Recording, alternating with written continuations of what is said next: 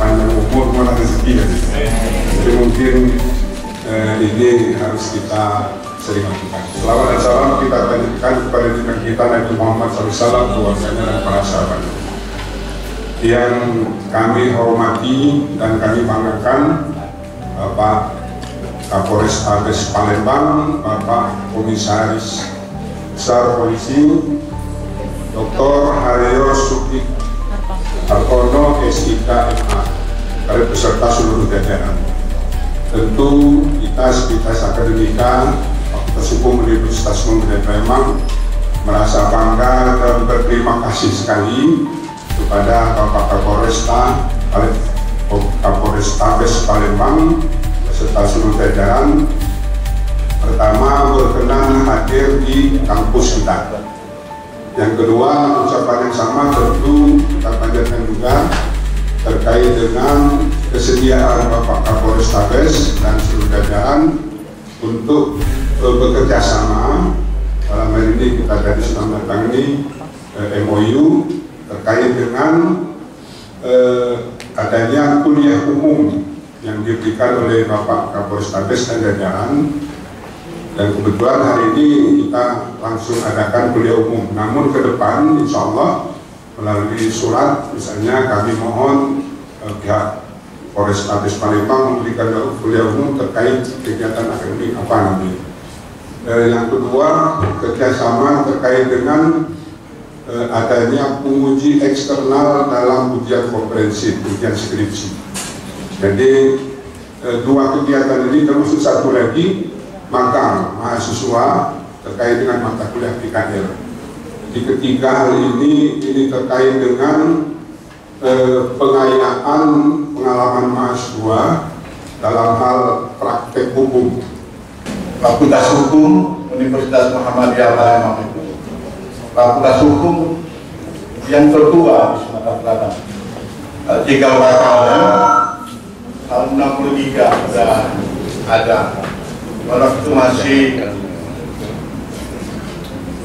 STH atau Fakultas Hukum Cabang Jakarta tahun 63. Karena itu sekali lagi lulusan Fakultas Hukum ini kita harapkan lulusan yang berkarakter Islami, bagaimana yang kita katakan oleh para penimbander, para pendiri Universitas Muhammadiyah Palembang.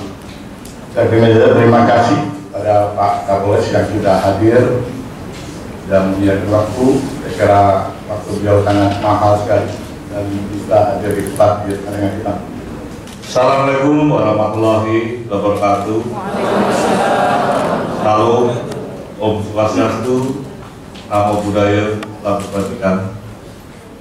Kita semua bisa hadir di sini tidak lain dan tidak bukan dalam rangka silaturahim di antara kita semua, baik kami dari anggota Polres Palembang, demikian juga dan Bapak dan Ibu, adik-adik sekalian, komponen dari Universitas Muhammadiyah Palembang yang tentunya hadir dalam kondisi sehat dan walafiat.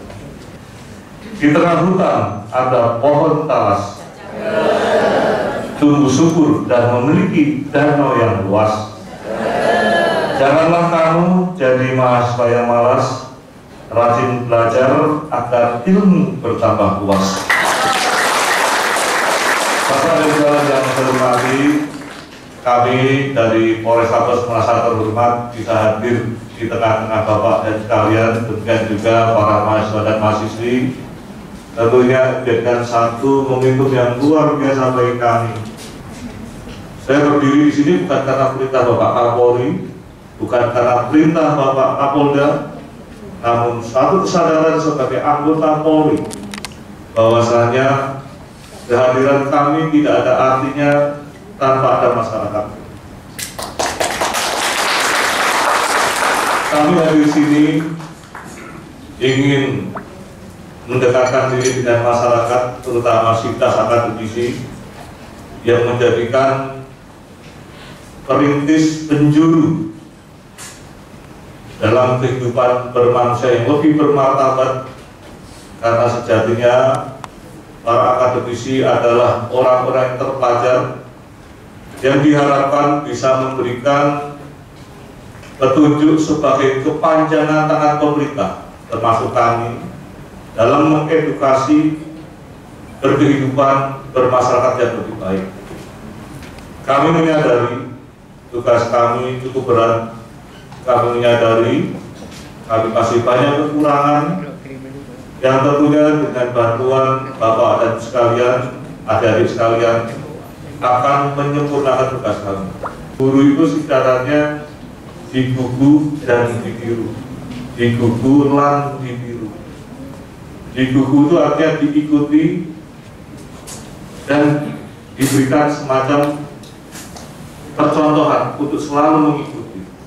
Karena sejatinya seorang guru adalah orang yang memiliki profesi yang mulia, memberikan pengajaran kepada anak didiknya. Dengan demikian anak didiknya akan terarah lebih baik daripada dirinya sendiri yaitu seorang guru. Demikian juga kami sebagai seorang Kapolri yang katanya melindungi, mengayomi dan melayani masyarakat, kami juga harus bisa memberikan tauladan kepada mitra kami yaitu masyarakat. Di samping itu Bapak dan sekalian yang saya hormati, dalam perjalanan dinas kami, saya juga pernah menduduki jabatan fungsional sebagai seorang dosen. Tadi sedikit saya buka kulitnya dengan Prof. Abdi Jaduli, di mana pada saat saya di STIK pernah menjadi dosen utama, dan saya diperbantukan di LPM, Lembaga Penjaminan Mutu, bagaimana mengimplementasikan statuta satu lembaga pendidikan yang terlebih terarah dengan baik sesuai dengan asas tujuan Tridharma yang menjadikan bekal bagi para pendidik di kampus. Kehadiran kepolisian di tengah-tengah masyarakat sebagaimana pedoman kerja kami, yaitu catur prastya, menjadikan arah kami untuk bagaimana melaksanakan tugas-tugas yang mulia di kepolisian, tentunya diinteraksikan dengan kondisi yang ada di lingkungannya. Namun sebagai abdi negara, tentunya kita siap salah bagaimana untuk merubah satu kebiasaan budaya yang ada, yang tentunya membutuhkan satu dukungan dari Bapak dan sekalian.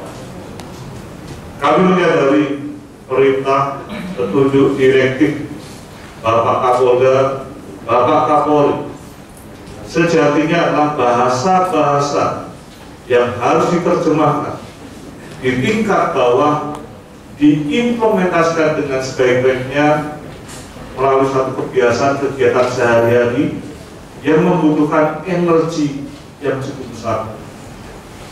Karena kami ini adalah KOD, tingkatan KOD, Kesatuan Operasional Dasar, atau artinya adalah otonominya di kepolisian itu ada di tingkat Polrestabes, Polresta maupun Polres Kabupaten.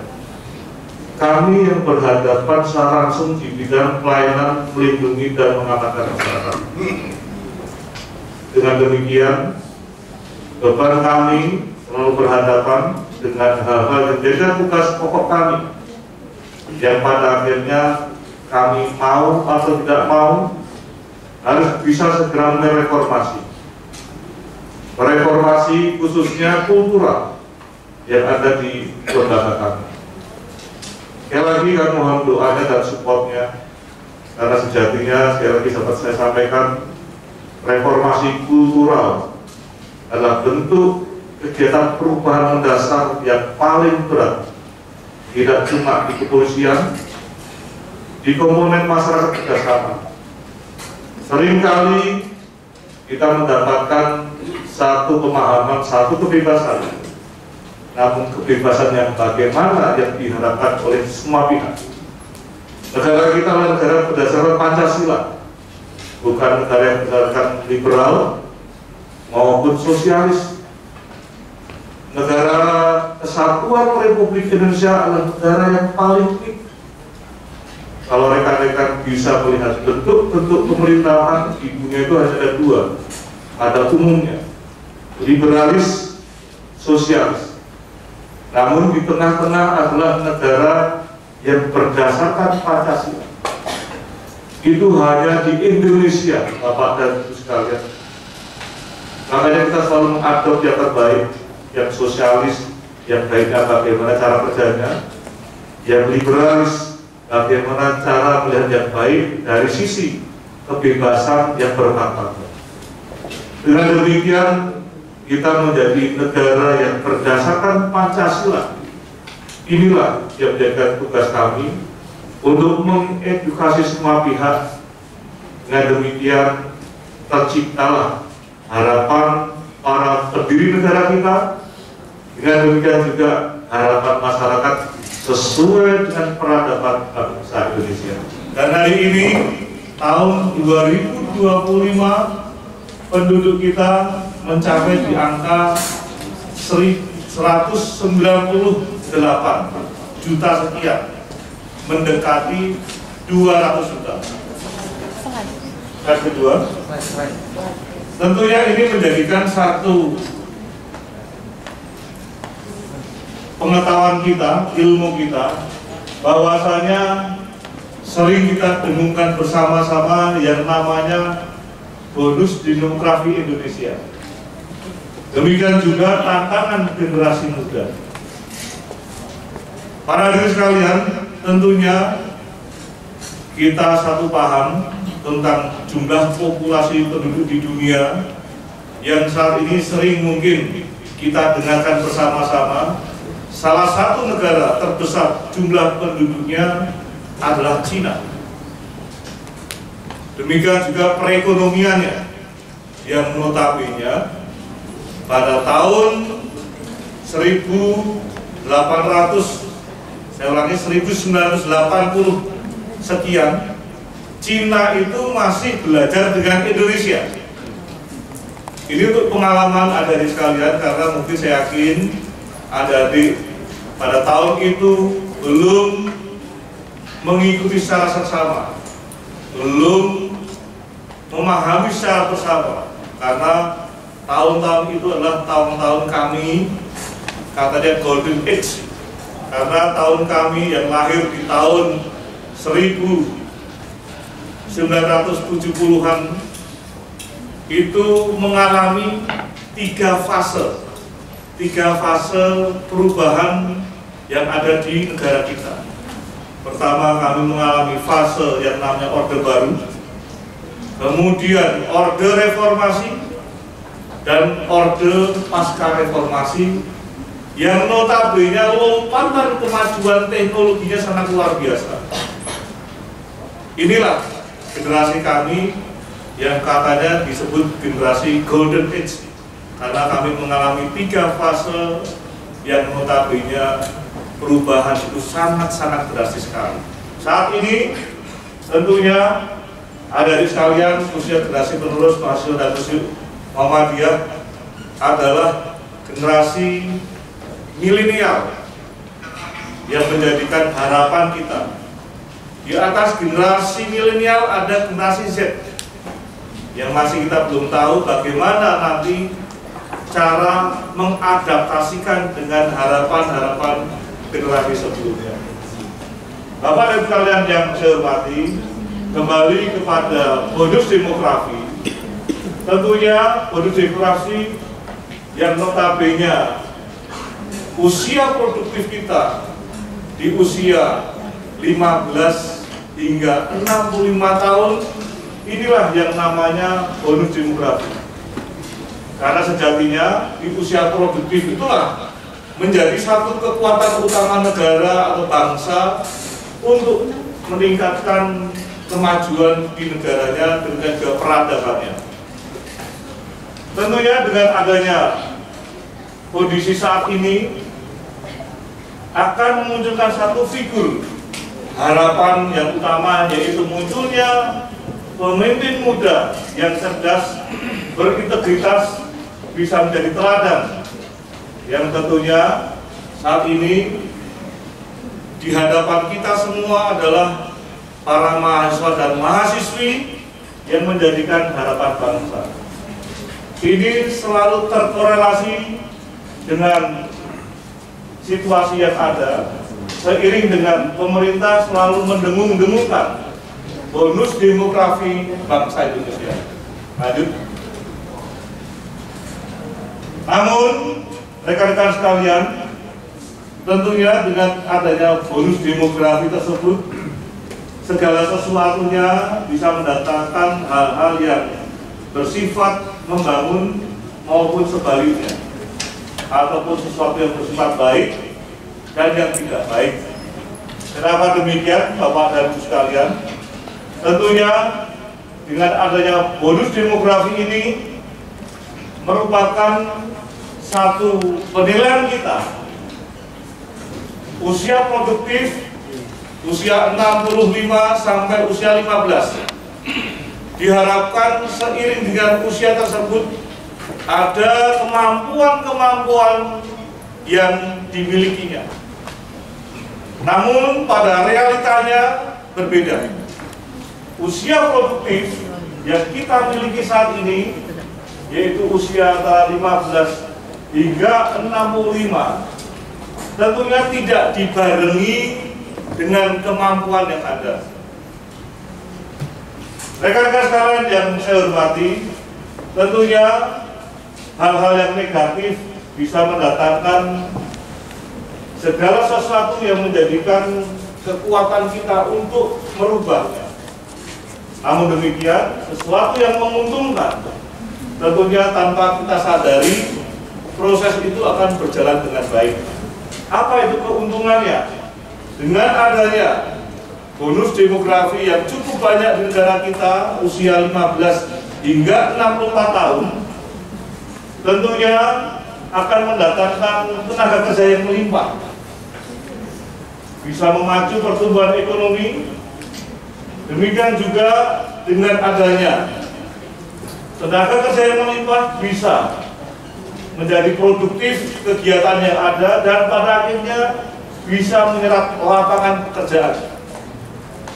Namun demikian, bencana maupun hal-hal yang tidak baik atas bonus demografi tersebut juga perlu kita ketahui dengan sebaik-baiknya, sehingga kita tidak hanya bangga judul bonus demografi.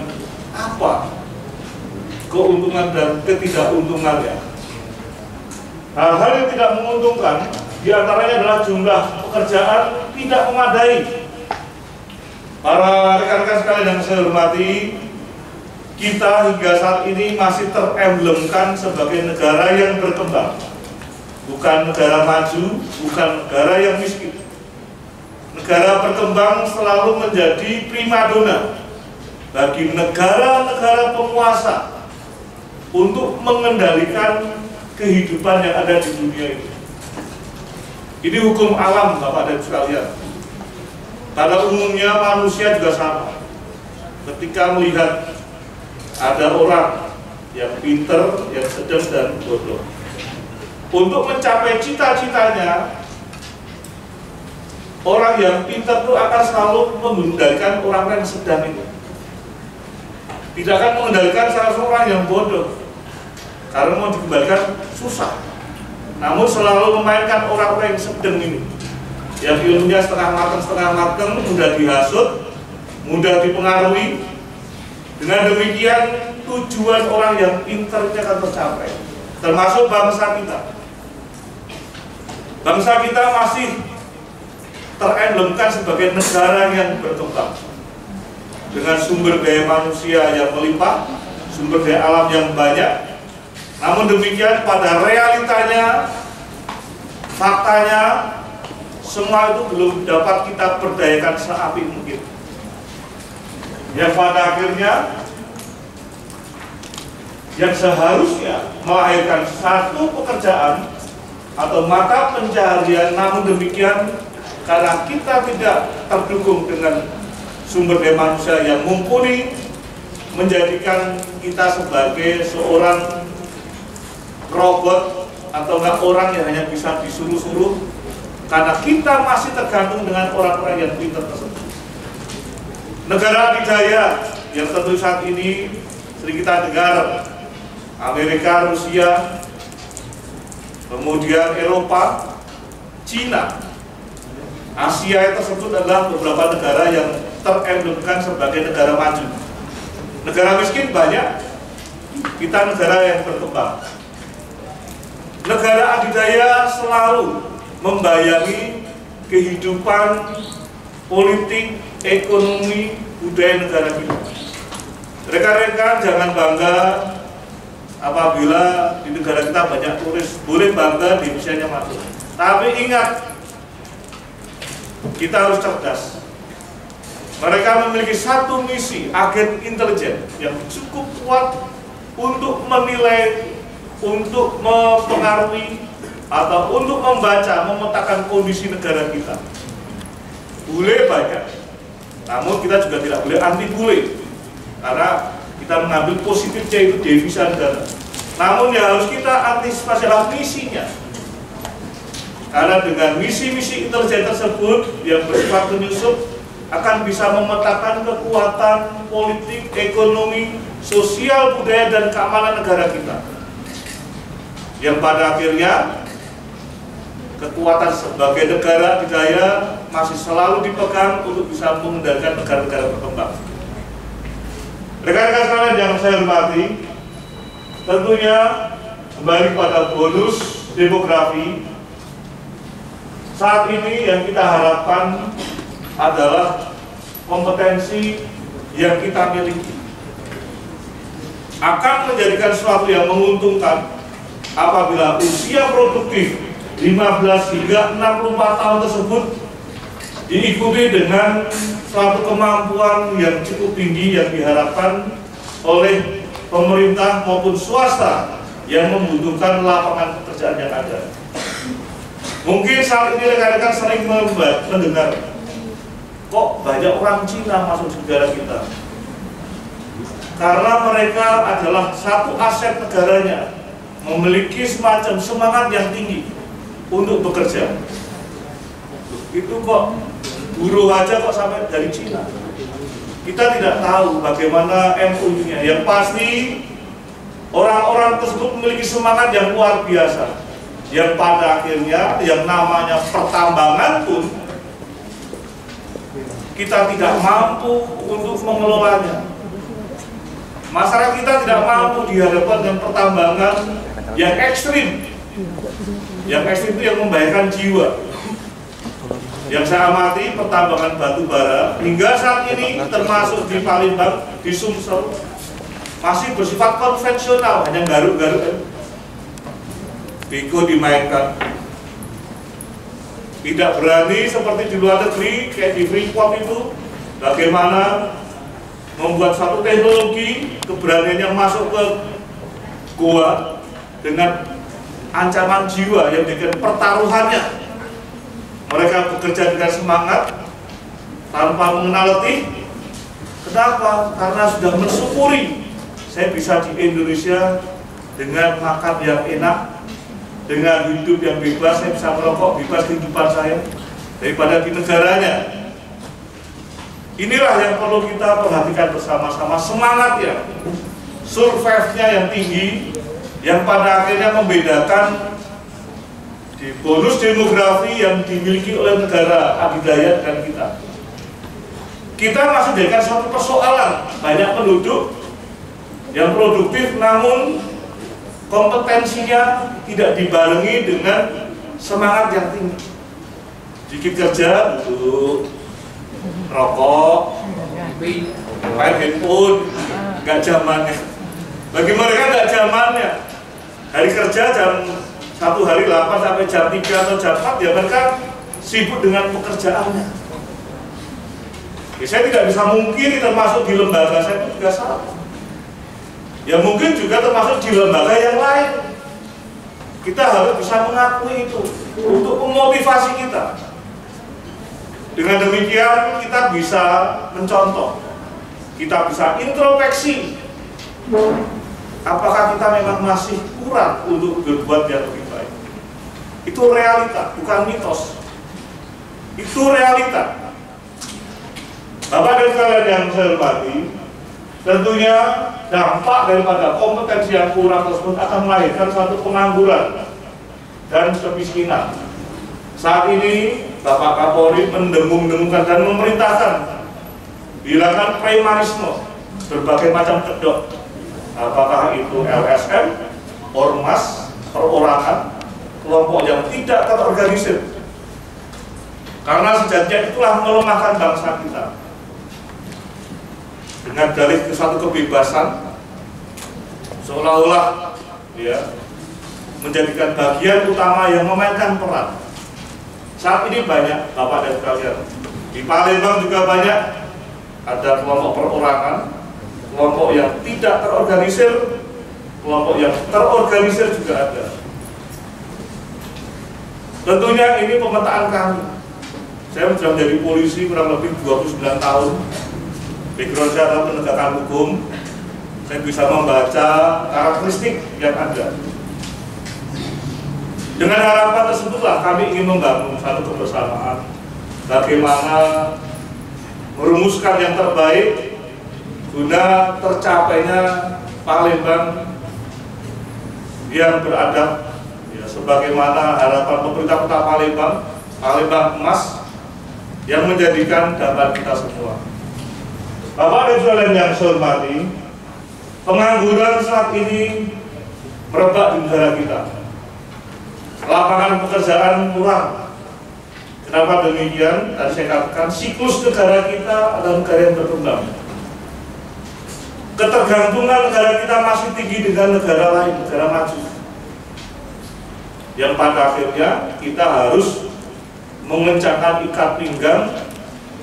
Di sisi keuangan negara ada istilah efisiensi berbagai sektor, dan itu sudah menjadikan satu kebutuhan negara kita. Karena kondisi realitanya demikian, yang pada akhirnya mau tidak mau, suka tidak mau, harus lahirlah satu kebijakan demikian. Termasuk di kepolisian, kami juga efisiensi. Terus gimana hari-hari kerja terus efisiensi? Ya itulah, lakukan yang bisa kita lakukan. Kita pengabdian pada masyarakat, yang tentunya kita masih mendapatkan tempat yang positif di masyarakat. Harapannya dengan tempat yang positif kami masih dapat mendapatkan satu perbantuan untuk kebaikan umat. Saya katakan untuk kebaikan umat, karena tugas kepolisian jadi adalah tugas yang mulia. Kadang-kadang sering saya katakan, saya motivasi anggota saya, kamu itu kasarannya, termasuk diri saya, kalau mati duluan dibanding, mohon maaf, ya lagi, ya katanya penceramah, ya berbasis agama, mungkin lebih masuk surga polisinya. Karena apa? Karena polisi itu selain berikan contoh juga menghitung. Prinsip hati kita harus berikan contoh. Jangan contoh itu hanya semu saja. Dengan contoh kita turun ke lapangan, berarti kita sudah mengamalkan. Tidak hanya cuap-cuap saja. Kita harus bagus ya, gini-gini ya, semoga masuk surga. Tidak begitu. Kami harus berikan contoh, mengedukasi, turun ke lapangan, juga ikut bersuara. Dengan demikian, tingkat kemuliaannya lebih memiliki makna untuk membuka semangat daripada anggota kepolisian. Itulah harapannya kami dengan slogan sebagai abdi masyarakat. Bapak dan sekalian yang saya hormati, lanjut. Tentunya tantangan angkatan kerja di Indonesia yang saat ini yang perlu kita pahami bersama-sama, jumlah angkatan kerja yang tidak seimbang dengan kesempatan kerja. Ingat, kita adalah negara yang berkembang. Segala sesuatu masih tergantung dengan negara-negara besar. Makanya pemerintah selalu mendengungkan ketahanan pangan. Karena apabila hal yang terjelek kemampuan impor kita tidak bisa maksimal, kondisi moneter kita juga tidak karuan, kita bisa secara swadaya memberdayakan sumber daya alam kita. Makanya ada istilah lagunya Kus-Plus, tongkat dan kayu pun jadi tanaman. Itu hanya sebuah plesetan betapa suburnya negara kita. Kita tanam jagung aja muncul jagung masih bisa untuk dimakan. Orang pun masih banyak. Bapak Ibu sekalian yang saya hormati, sekali lagi Golden Age termasuk diri saya. Saya pernah mengalami masa-masa yang tidak enak. Pertumbuhan negara. Kota Semarang yang notabene ibu kota Jawa Tengah, saya masih merasakan, saya menggunakan yang namanya aki. Saya masih merasakan makan yang namanya pakai keraknya daripada nasi, dikasih kuah alangkah enaknya. Saya masih merasakan makan nasi, kasih garam, masih jagung direbus, kasih asinan, masih. Itu kondisi saat itu. Yang notabene memang secara sumber daya alam negara kita masih memungkinkan untuk kita mengkonsumsi beberapa produk-produk yang bisa dihasilkan dari tanah kita. Yang kedua adalah kualitas tenaga kerja yang relatif rendah. Saya katakan, tadi saya bandingkan, saat ini Amerika pun walaupun mengeluarkan kebijakan pajak yang tinggi kepada Cina, karena rivalitas mereka tidak bisa kita pungkiri, sama-sama negara adidaya. Akhirnya melemah juga, hanya gertak sambal aja mereka. Bagaimana dengan Indonesia? Kita masih terombang-ambing. 32% pajak untuk ekspor kita kepada Amerika masih belum berubah. Namun Cina dengan diancam sekian persen akhirnya turun juga sampai di angka 30 atau 20%. Itu sesuatu yang tidak masuk akal. Artinya adalah Amerika pun masih membutuhkan Cina sebagai negara-negara sama-sama adidaya, yang pada akhirnya negosiasi-negosiasi yang ada bisa melahirkan satu kebijakan yang pada akhirnya bisa menyeimbangkan atas permasalahan geopolitik, geoekonomi yang ada di dunia ini. Rekan-rekan harus menyadari bersama-sama geopolitik yang ada di dunia ini sangat mengkhawatirkan bangsa kita. Imbasnya adalah geoekonomi, geososial budaya, geokeamanan. Rekan-rekan harus pahami apa itu geopolitik, supaya tahu, oh ternyata negara kita tuh ini toh gara-garanya. Kita kena di hilirnya, hulunya kita harus tahu. Sebagai orang yang bijak kita harus tahu penyebabnya itu apa, hulunya itu apa. Inilah yang mempengaruhi semua kondisi negara kita. Yang ketiga, penyebaran tenaga kerja yang tidak merata. Yang keempat, jumlah angkatan kerja yang tidak sebanding dengan kesempatan kerja, mengakibatkan tidak semua angkatan kerja dapat diserap oleh lapangan kerja, sehingga memunculkan yang namanya pengangguran. Lanjut.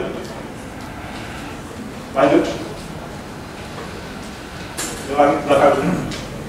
Rekan-rekan sekalian yang saya hormati, inilah yang namanya tantangan bonus demografi kita. Harapan kita tenaga kerja atau bonus demografi usia produktif 15 sampai 64 tahun tersebut minimal berbekal kepada ijazah tingkat SMA D1, D2, D3 atau S1, S2, S3. Harapannya. Namun yang terjadi tidak demikian. 198 penduduk kita yang notabene bonus demografinya banyak dimiliki di usia produktif usia 15 sampai 64 tahun, pada kenyataannya hanya mengantongi khusus tenaga kerja masyarakat yang hanya memiliki bekal pengalaman lulusan SD, SMP yang ada. Ini yang paling banyak. SMA masih sedikit, SMK sedikit. Apalagi D1, D2, D3, apalagi S1, S2, S3. Inilah kondisi yang ada. Dengan demikian, kondisi yang seperti ini dapatkah kita memanfaatkan bonus demografi atau bahkan menjadi hal tersebut bencana demografi bagi negara kita? Itu yang harus kita perhatikan bersama-sama. Izin Bapak, tinggal 5 menit Pak. Lanjut. Berhubungan dengan kepemimpinan, tentunya kami yang hadir di sini, Bapak dan Ibu sekalian, selalu ingin menularkan baik ilmu seperti yang kami sampaikan, tentunya dengan satu teknik strategi yang ada, yang namanya strategi maupun kepemimpinan. Dengan demikian, kepemimpinan yang kami tularkan akan bisa dimaknai, diterima dengan cepat. Bapak dan sekalian yang saya hormati, beda kata kepemimpinan dengan pimpinan. Kalau pimpinan gampang, pimpinan Kapolrestabes adalah Kapolrestabes, belum tentu pemimpin. Dia hanya pimpinan, hanya merintah-perintah saja. Asal Bapak Sunda, tolong itu segera laksanakan, siap. Beliau bergerak karena perintah. Beda dengan pemimpin. Pemimpin itu adalah sesuatu yang semu. Kalau pimpinan adalah sesuatu yang nyata. Kepemimpinan adalah berupa sifat. Belum tentu seluruh pimpinan memiliki kepemimpinan yang baik. Sekali lagi, belum tentu seluruh pimpinan atau pimpinan yang ada memiliki jiwa kepemimpinan yang baik. Jadi tolong bedakan antara pemimpin dengan pimpinan. Pemimpin kita sebagai sesama umat Islam adalah Nabi besar Muhammad SAW. Itu pimpinan kita, pemimpin kita. Namun pimpinan kita berbeda-beda. Mungkin di rektorat adalah rektor, di polisi adalah Kapolrestabes. Beda dengan pemimpin. Ya lagi, pemimpin adalah kata sifat. Kalau pimpinan adalah kata benda. Hanya pelengkap saja. Kalau nggak ada pimpinan, organisasi tidak bisa jalan. Tapi belum tentu memiliki sifat-sifat kepemimpinan yang ada. Itu harus dipahami bersama-sama. Karena sejatinya sifat kepemimpinan adalah mengajak. Kalau mengajak harus memberikan contoh. Kalau nggak kasih contoh, Bapak cuma ngomong doang. Betul nggak? Bagaimana cara seorang pemimpin mempengaruhi? Ya harus dengan memberikan tauladan. Gak ada artinya saya berdiri tanpa memberikan suatu contoh kepada anggota saya.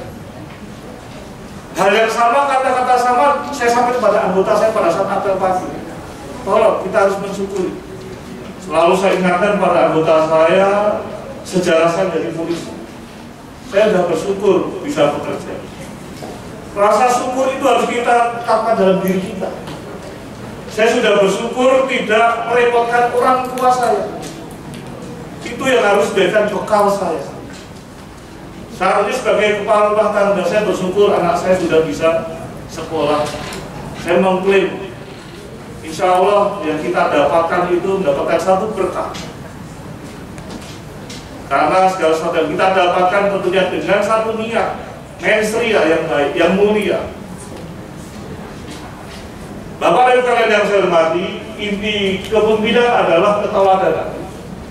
Jadi kepemimpinan adalah suatu sifat, berbeda dengan pimpinan.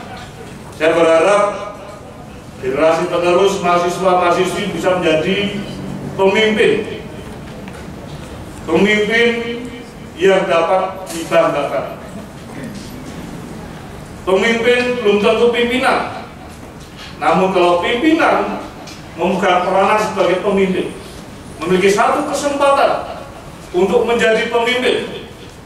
Dengan demikian, nilai-nilai kepemimpinan harus rekan-rekan bawa dengan seluas-luasnya, yang pada akhirnya bisa mempengaruhi pihak-pihak yang menjadikan harapan kita dalam menambah baktikan kepada masyarakat, khususnya Kota Palembang, menjadi paling bagian emas.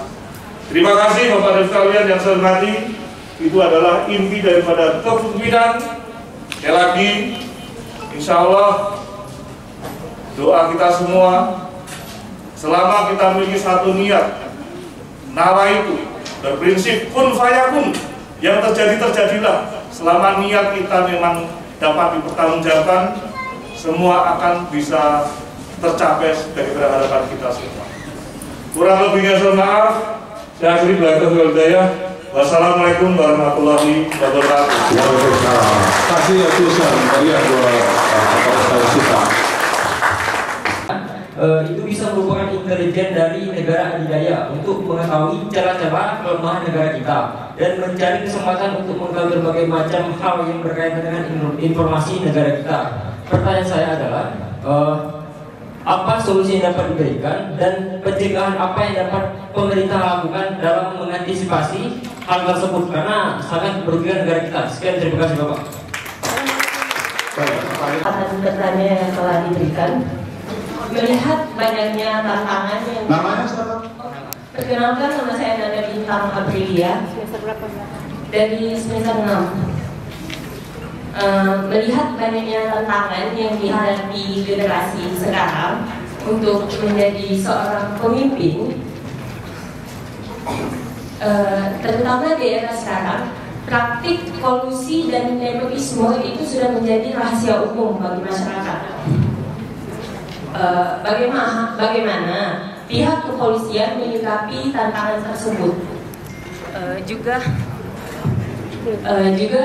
telah sejauh apa langkah konkret yang telah dilakukan kepolisian untuk meyakinkan masyarakat bahwa institusi kepolisian jauh dari praktik kolusi dan nepotisme. Terima kasih. Baik, terima kasih. Kasih polisi. Perkenalkan, saya Wiki Batara Ramanda.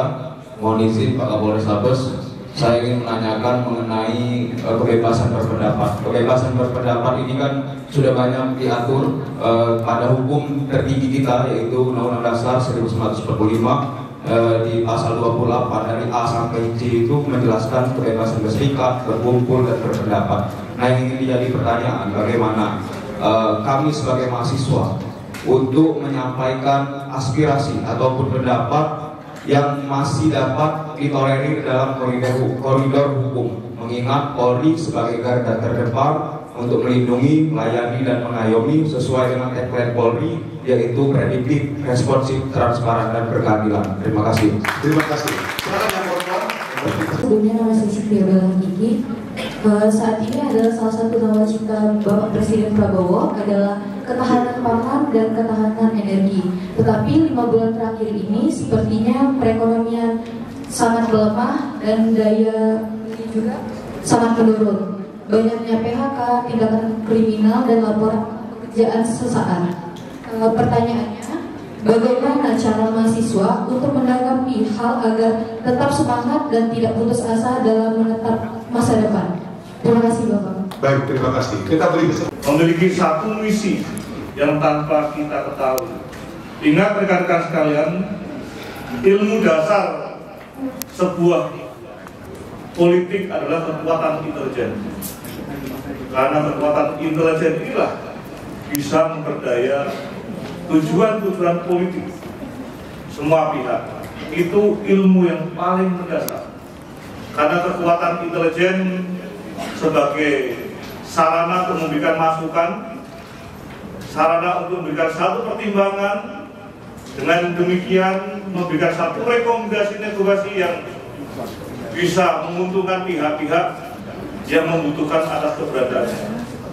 Rekan-rekan sekalian mungkin ingat ya, film Mission Impossible itu tidak sekedar hanya sebuah film, tapi bagaimana seorang misi intelijen dengan aktor yang gantengnya memiliki kemampuan-kemampuan yang sangat luar biasa.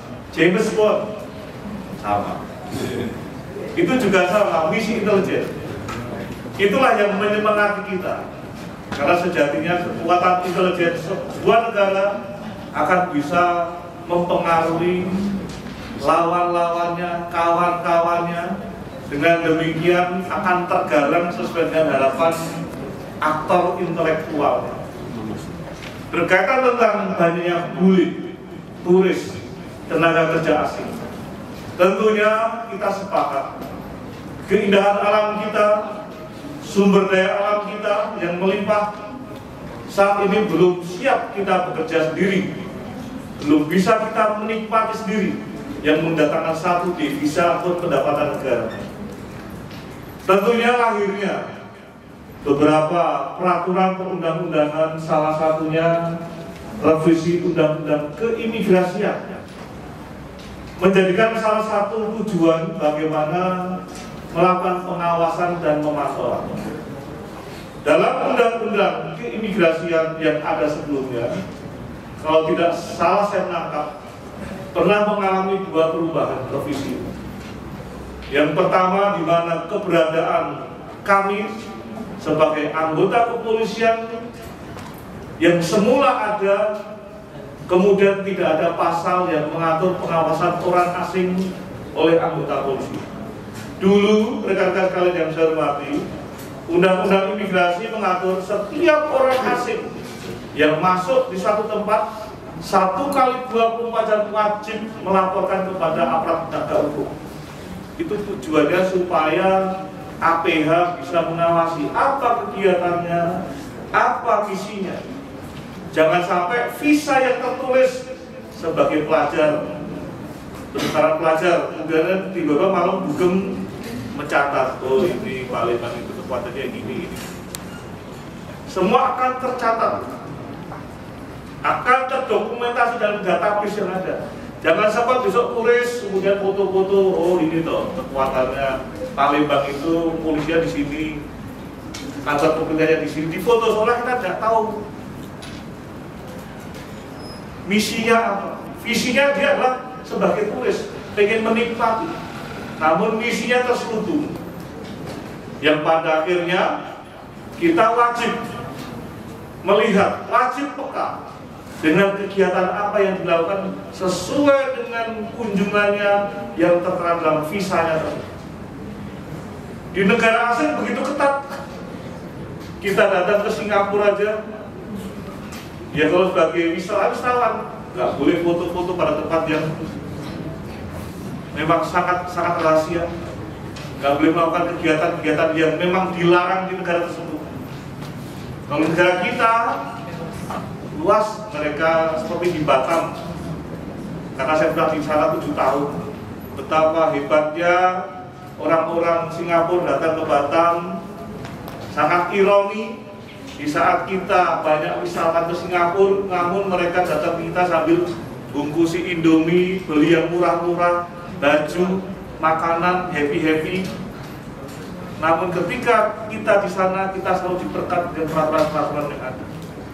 Itu yang paling gampang. Bagaimana caranya? Adanya revisi-revisi, perubahan peraturan perundang-undangan.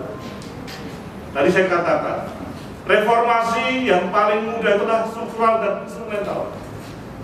Yang paling berat adalah kultural, budaya kita.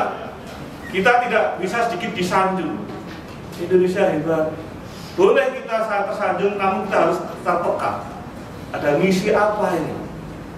Kok dia selama ini dekat dengan orang kita?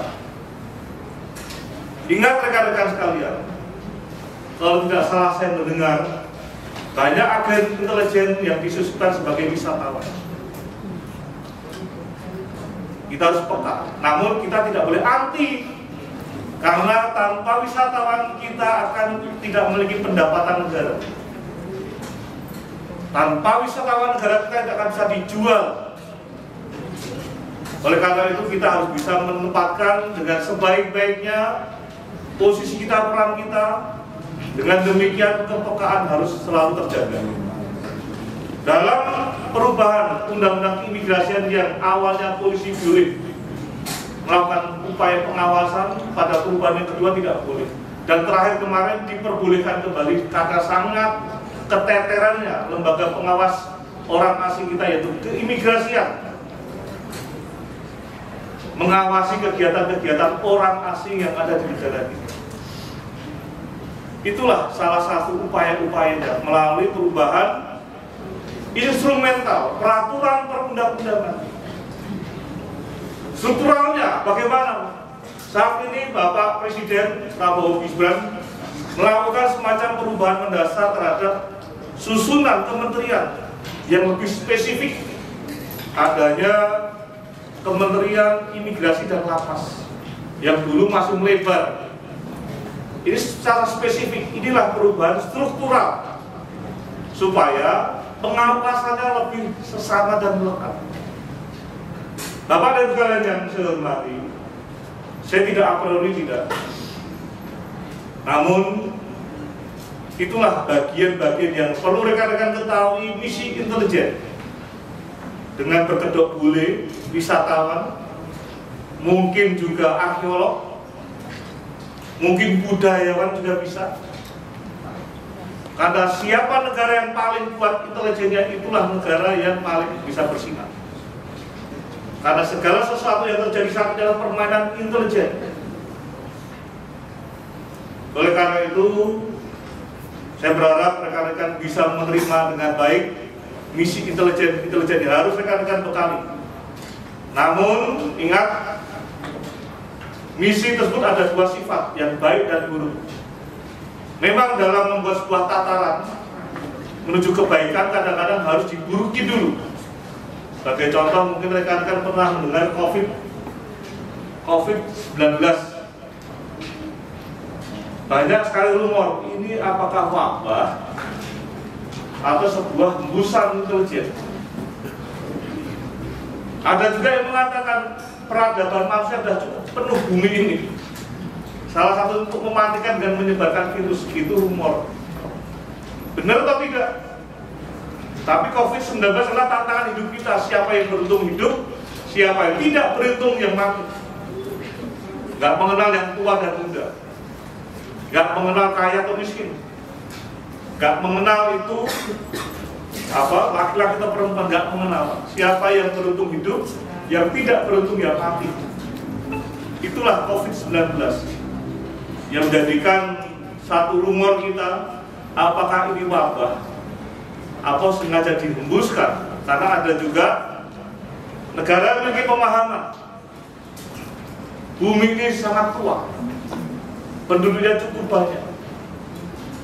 Bagaimana cara untuk menguranginya? Sebaran wabah yang jadi rumor. Namun perlu kita ingat bersama-sama, semua belum tentu benar, namun kita perlu resapi.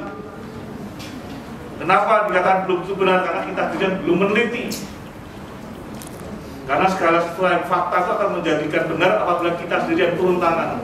Oh, memang begitu. Namun harus kita ikuti, jangan kita abaikan. Kalau kita abaikan akan menjadi satu permasalahan. Itulah Bapak dan sekalian, bagaimana cara menyikapinya terhadap banyaknya populasi orang asing di negara kita. Tentunya saya berharap rekan-rekan yang di wilayah juga sama, adik-adik ketika melihat bule aneh-aneh, laporkan kepada Pak RT, Pak Lurah, ini katanya bule ini mau wisata, kenapa dia kok dalam mengendap-endap itu, nyatet-nyatet, laporkan. Itu sudah tidak sesuai dengan visanya, sudah penyalahgunaan visa, yang menjadikan bagian mereka sebagai kepanjangan tangan daripada orang-orang yang memerintahkannya. Yang kedua, pertanyaan daripada Mbak Nanda terkait tentang KKN yang sudah menjadi rahasia umum. Saya katakan rekan-rekan sekalian, Amerika Serikat bisa berdiri sudah ratusan tahun merdekanya. Cina bisa maju karena sosialisnya. Ada saatnya dia menghukum mati, ada saatnya tidak. Mereka juga perekonomian juga campur aduk, ada liberalis sedikit, menghidupkan ekonomi kreatif. Bagaimana dengan Indonesia? Negara kita baru merdeka pada tahun 1945. Berarti kalau sekarang merdeka kurang lebih berapa tahun? 76 tahun, nanti Agustus. Sekarang 75, betul ya Pak ya? Besok 70, ini tahun 2005, 2025, 80 ya? 79 ya? 79, nanti Agustus 80 loh. Kita merdeka nanti di bulan 80 tahun. Amerika Serikat itu sudah ratusan tahun menjadi negara adidaya. Namun apakah kita harus ratusan tahun? Tentunya jawabnya adalah tidak.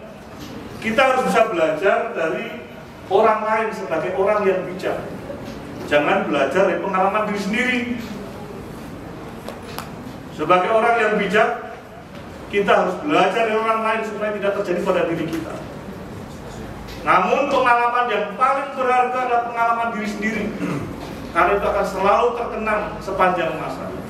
Terus bagaimana dengan negara kita yang katanya secara umum KKN dan jadi rahasia umum? Rekan-rekan sekalian yang saya hormati, kalau kita mengikuti fase-fase negara kita mulai Orde Lama, saya ulangi, Orde Kemerdekaan, mencari kemerdekaan, Orde Lama, Orde Baru, Orde Reformasi, Orde Pasca Reformasi. Tentunya pengalaman-pengalaman yang pahit sudah kita alami.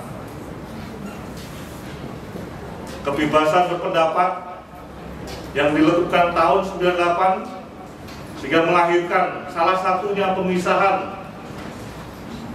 TNI dan Polri yang dulu namanya ABRI.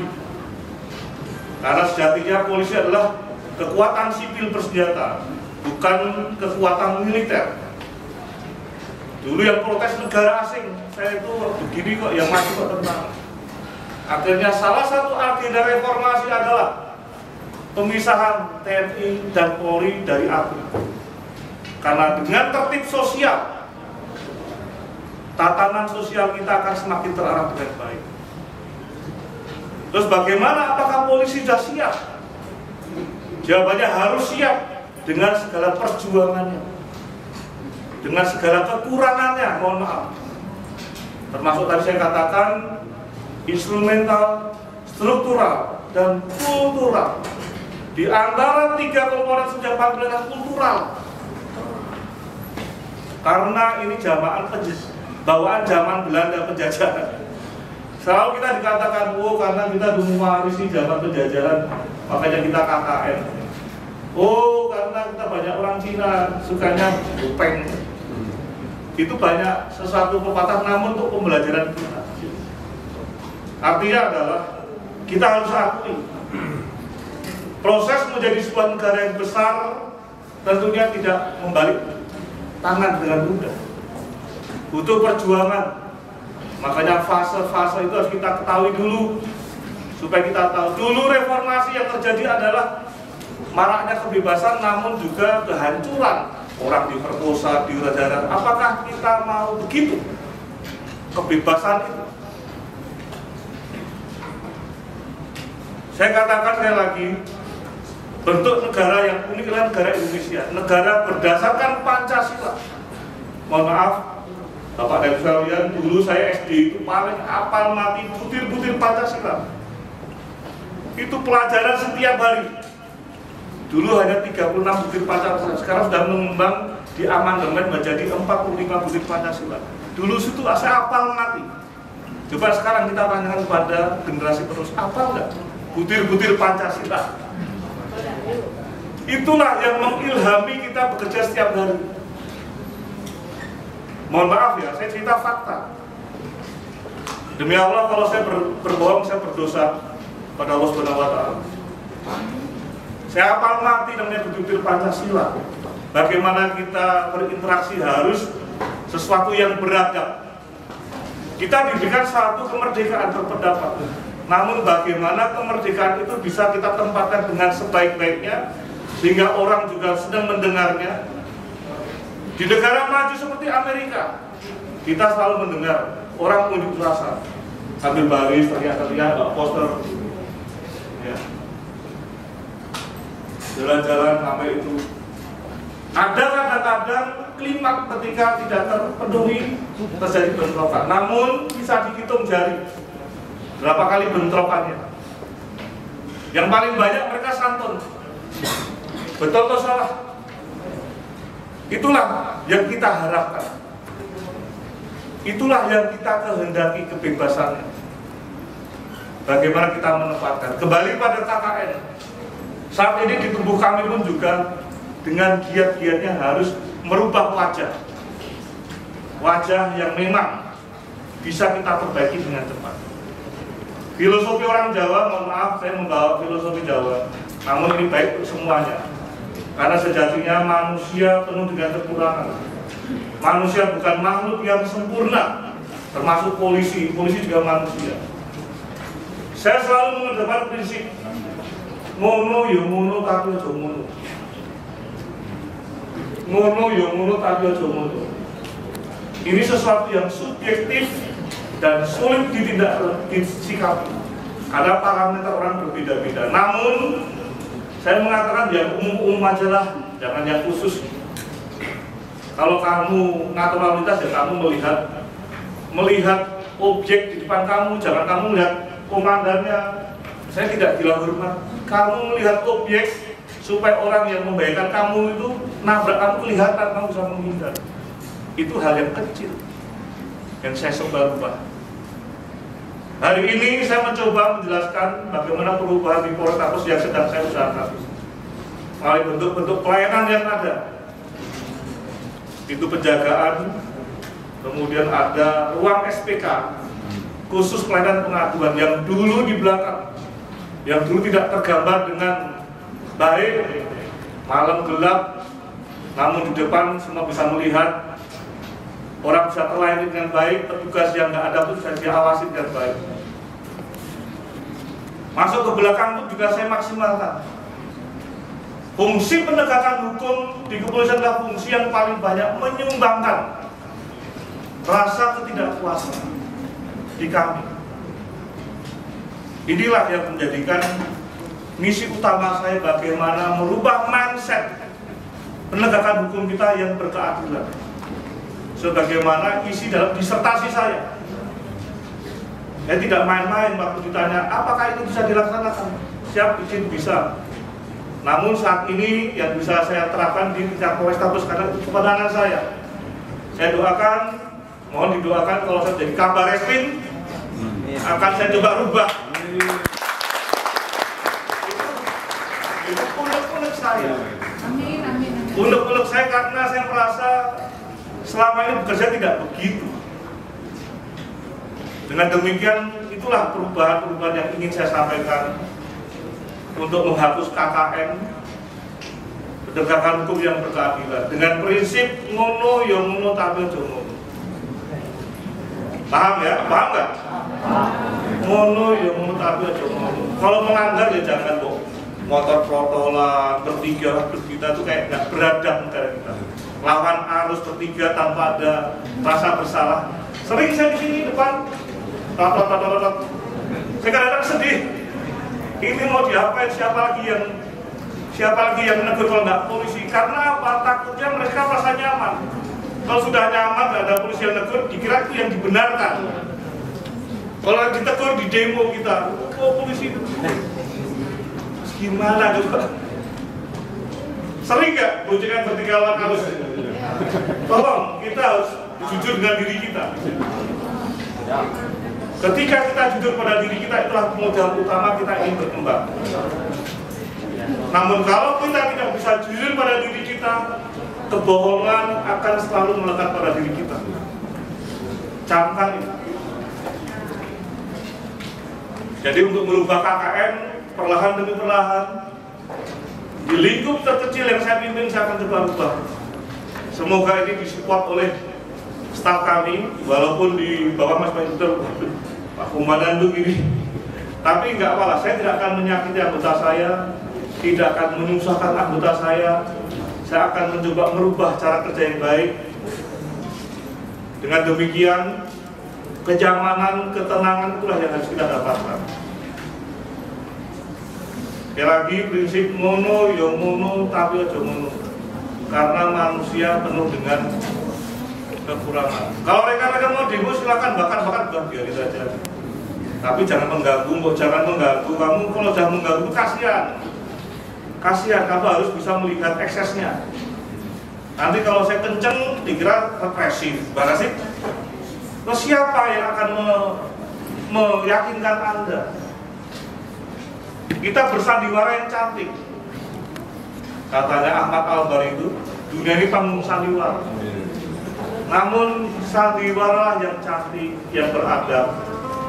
Dengan demikian kondisi yang kita harapkan itu bisa tercapai dengan baik. Itu Mbak ya, KKN bagaimana perlahan demi perlahan yang bisa kami laksanakan akan merubah. Dengan demikian saya ingin merubah tampilan wajah polisi Palembang dengan sebaik-baiknya sesuai dengan kesempatan dan waktu yang saya miliki. Saya juga manusia, saya juga banyak kekurangan. Demikian juga anak buah saya, kalau dimaafkan apabila di luar pengawasan saya. Sejatinya doktrinnya tidak begitu, tidak salah. Hanya pribadi masing-masing yang sulit untuk bisa menerima. Dengan demikian berbagai macam hal-hal yang tidak diinginkan masih sering terjadi. Tapi yakinlah, itulah yang selalu saya dengung-dengungkan pada anggota saya. Dengan demikian ada tampilan yang berbeda zamannya Pak Haryo. Dan ini menjadikan tugas utama nanti generasi penerus bisa membandingkan, tapi membandingkan yang positif, jangan bandingkan yang negatif. Karena membandingkan yang positif itu untuk kemajuan kepada organisasi kita. Itu Mbak ya. Yang ketiga, pertanyaan terkait tentang kebebasan berpendapat. Saya katakan tahun 97 saya masih ingat ada instruksi Kapolri terkait tentang kebiasaan kita untuk membuat suatu produk. Kemudian diikuti proses reformasi tahun 98. Seiring itu muncullah sebuah instrumen-instrumen baru, yaitu peraturan perundang-undangan tentang penyampaian pendapat di muka umum. Di situ sudah lengkap apa yang dilarang dan diperbolehkan. Namun dalam pelaksanaannya tidak begitu dalam prakteknya. Banyak sekali yang dilarang dilaksanakan, yang pada akhirnya menyebabkan satu benturan di lapangan dengan dalih kebebasan. Kita bingung, apakah kebebasan harus merusak barang? Apakah kebebasan harus mencaci maki orang, merendahkan martabatnya orang? Apakah begitu? Apakah kebebasan harus melukai orang, melempar? Ada asap, ada api. Semua kalau kita jalankan dengan sebaik-baiknya sebagai peraturan perundang-undangan pasti juga sesuai dengan harapan kita. Sekali lagi, ada asap, ada api. Kalau ada bentrokan berarti ada sesuatu yang salah nih. Apakah polisinya atau yang demonya? Intinya adalah kepolisian selalu menjunjung kebebasan masyarakat berekspresi. Tentunya sesuai dengan kaidah-kaidah dasar negara kita, itu Pancasila. Ingat rekan-rekan sekalian, kita selalu bangga dengan Pancasila, namun kita tidak pernah mengetahui apa itu isi butir-butir Pancasila. Seolah hanya lewat begitu saja Pancasila dan 5 sila. Tidak itu. Yang terpenting adalah butir-butir Pancasila. Itulah cerminan kehidupan bermasyarakat dan berbangsa. Yang pada akhirnya kita bisa menjiwai, bisa menyumbangsihkan pikiran kita, kebebasan kita kepada bangsa kita dengan sebaik-baiknya. Yang pada akhirnya harapan para pimpinan pendahulu kita akan bisa tercapai dengan baik. Ingat rekan-rekan sekalian, negara yang besar adalah negara yang selalu menghargai jasa pahlawan. Jangan kita abaikan para pendahulu kita. Beliau adalah pahlawan bangsa. Sebagai negara besar kita harus bisa memberikan yang terbaik untuk pendahulu kita. Karena kita selalu mengabaikan. Sejarah Pak Amin Rais adalah pejuang reformasi kita, betul. Itu harus kita hargai. Beliau sebagai tokoh reformasi yang paling luar biasa, yang bisa merubah dunia bangsa Indonesia. Dulu rekan-rekan sekalian, mohon maaf, rekan-rekan zaman milenial ini, kita televisi itu menjadi kebanggaan kalau hari libur. Karena hari Minggu ada film apakah keluarga cendana, apakah yang dulu transmigrasi, apakah Michael London yang dulu itu Pak. Wah, itu suatu hiburan yang luar biasa. Dunia dalam berita sampai jam 10 habis itu mati televisi, gambar semut selesai, rayon Pulau Kelapa selesai. Namun sekarang bayangkan kita bisa melihat dunia lain dengan baik, bisa melihat live kehidupan beragama di Arab Saudi ketika sedang beribadah, bisa live lihat perang di jalur Gaza yang begitu mengecewakan kita, bisa kita melihat film-film yang bagus. Dulu jangan harap kebebasan betul-betul dibatasi. Kami termasuk generasi Golden Age merasakan itu, dan saya menghargai rekan-rekan sekalian generasi milenial. Harapannya bisa mengikuti hal yang positif. Dengan demikian kebebasan berpendapat dapat kita tempatkan dengan sebaik-baiknya. Kita contoh yang baik. Saya paham banyak yang belum puas, namun dengan cara yang substansial kita berpendapat. Dengan demikian hal-hal yang mendasar itu dapat diketahui publik untuk kita bisa merubah tatanan hidup kita. Saya masih dengar banyak ormas LSM makanya sekarang ada aksi premanisme, bicara kebebasan, kamu ujung-ujungnya duit semua. Betul atau salah? Banyak premanisme ujung-ujungnya uang semua. Premanisme berkedok, apakah itu LSM, apakah itu organisasi terorganisir, apakah itu perorangan. Inilah yang harus kita sikapi. Jangan kita terlena. Kalau itu tidak kita bisa sikapi, kehancuran sebuah negara akan kelihatan. Kepribadian bangsa kita akan hilang karena kita membenarkan yang salah. Jadi saya berharap rekan-rekan sekalian bisa memaknai hukum. Hukum jangan dilihat dari kulitnya saja, dari tujuannya, dari hakikatnya, supaya kita bisa melaksanakan hukum dengan sebaik-baiknya. Yang terakhir, jawaban dari saya untuk Mbak Kiki terkait tentang perekonomian saat ini yang dikatakan melemah, PHK banyak. Bagaimana cara kita untuk menyikapi sebagai seorang mahasiswa? Rekan-rekan sekalian yang saya hormati, mahasiswa adalah calon-calon pimpinan bangsa. Dengan rekan-rekan belajar dari ilmu yang ada, menyikapi permasalahan geopolitik, geoekonomi, geososial budaya, geopertahanan dan keamanan, berharap rekan-rekan dapat berpikir dengan jernih. Apa itu isinya di geo itu? Karena lingkup mahasiswa adalah lingkup yang masih proses belajar. Belajar berdewasa, belajar untuk mencari ilmu. Karena partisipasi rekan-rekan yang diharapkan bagaimana mensupport negara kita maupun komponen bangsa kita untuk bekerja lebih baik. Calon generasi penerus dan pimpinan yang masa depan.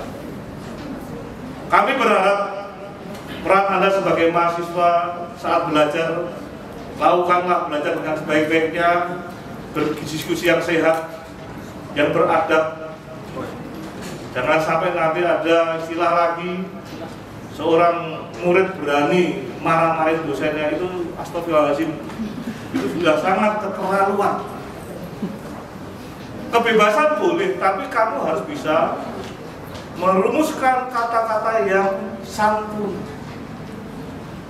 Terus dengan orang tua dulu, mohon maaf ya, karena saya harus bicara dulu itu karena generasi kami Golden Age itu. Saya harus mencurahkan yang dulu. Itulah pengalaman kami. Gak ada yang berani ngomong-ngomong dulu. Kalau dipukul diem. Penggaris itu dipukulin diem. Demi Tuhan ya. Kaki main diem. Sekarang kebebasan orang mengadu ke polisi. Ya memang ada yang keterlaluan. Kita akui ada yang keterlaluan. Ada yang memang dalam taraf pembinaan, namun dipolitisir, dilapor-laporin. Kadang-kadang kita sebagai APH juga ngeluh, kasihan. Bagaimana perlindungan guru itu sendiri, bagaimana perlindungan dosen itu sendiri. Oleh karena itu, saya berharap sebagai generasi penerus mahasiswa di mana tempat belajar, raihlah ilmu yang setinggi-tingginya, pengalaman yang sebaik-baiknya dari senior kamu, dari tetangga kamu, dari teman-teman kamu, mungkin dari saya. Dengan demikian bekal itu menjadi Anda untuk suatu saat berbicara. Saatnya berbicara. Sekarang saatnya orasi boleh namun yang santun dan beradab, sesuai dengan slogan bangsa kita, dasar negara kita itu Pancasila. Karena kasihan negara kita dikenal di luar negara yang paling santun, toleransinya sangat tinggi. Tolong ini jangan dihiasi hal yang tidak baik yang pada akhirnya mensirnakan budaya bangsa kita yang katanya luhur kita, betul-betul budaya yang menjaga kebanggaan bangsa Indonesia. Terima kasih atas jawabannya, Pak. Baik, terima kasih. Terima kasih Pak Kapolres atas responnya. Anak-anak semua, saya terus terang saja berpandangan ini masih banyak sekali yang akan menyampaikan pertanyaan, tanggapan. Tapi mengingat waktu ini hari Jumat ya Pak Adil ya, ini waktu hari Jumat ini. Jadi dengan berat hati saya kira sesi ini akan kita akhiri saja. Nanti kita akan hadirkan kembali Pak Kapolres kita ini di kampus kita. Setuju apa enggak? Nah, ini luar biasa sekali. Saya yakin karena beliau memang punya basic yang luar biasa. Di samping sebagai praktisi kepolisian, beliau adalah seorang akademis. Saya kira demikian. Untuk mengapresiasi, saya lihat ada beberapa tadi yang masih mengangkat tangan mau bertanya-tanya, menyampaikan pertanyaan dan sebagainya. Kita kasih aku saja yang akan menyampaikan pertanyaan ini. Kita silakan kalau seandainya pengen main, terbuka kami di kantor, silakan. Saya tidak sedang untuk diri. Rekan-rekan yang mau di kantor, silakan. Yang mau mencatat handphone saya juga tak apa-apa. Ya, silakan 0811. Bentar Pak, bentar. 0811 73 87 578. Ya, silakan rekan-rekan mau mampir. Yang penting kalau diskusi yang sehat ya, jangan nanti diskusi yang tidak sehat jadi kurang memberikan sebuah warna. 2, 3, 1, 2, 3. Unggulnya boleh Bapak. Unggul. Semua masyarakat. 1, 2, 3. 1, 2, 3. Presisi. Izin Bapak 1, 2, 3. 1, 2, 3. Izin Bapak 1, 2, 3. 1, 2, 3. Oke. Terima kasih banyak. Izin Komandan terkait kerjasama dengan Muhammadiyah ini seperti apa? Baik rekan-rekan sekalian, pada hari ini hari berkah hari Jumat tanggal 16 Mei tahun 2025, kami dari Polrestabes bersama-sama dengan Rektorat Universitas Muhammadiyah melakukan MOU terkait tentang hal-hal yang tentunya menjadikan bidang-bidang yang bisa dikerjasama. Salah satunya adalah pengisian kuliah umum yang sering kami sampaikan, dan demikian di bagian edukasi kepada teman-teman mahasiswa, mahasiswi mengenal hukum maupun hal-hal yang bersifat toleransi bagi mitra kami yaitu kepolisian. Rekan-rekan sekalian yang saya hormati, tentunya dengan MOU tersebut mendekatkan kami dengan teman-teman mahasiswa, mahasiswi, dan juga para pengurus rektoratnya. Dengan demikian juga kami akan mencoba berusaha untuk merubah sebaik mungkin hubungan yang lebih baik, yang sebelumnya sudah ada baik, kita tingkatkan. Dan demikian keterbukaan pelayanan kami di bidang kepolisian untuk bisa diterima oleh para perintis mahasiswa dan mahasiswi, dan juga dididik daripada para komponen dosen. Harapannya dengan adanya penekanan terkait tentang tema yang hari ini kita angkat, yaitu bonus demografi kemungkinan akan melahirkan pengetahuan yang dapat dimaknai oleh para mahasiswa, khususnya pendekatan hukum yang ada. Dengan demikian, mahasiswa sebagai calon cendekiawan, calon pimpinan negara kita nantinya akan bisa menghiasi hal-hal yang positif untuk pertumbuhan maupun perkembangan daerah kita, khususnya Kota Palembang, secara khusus Provinsi Sumatera Selatan dan bangsa Indonesia pada umumnya.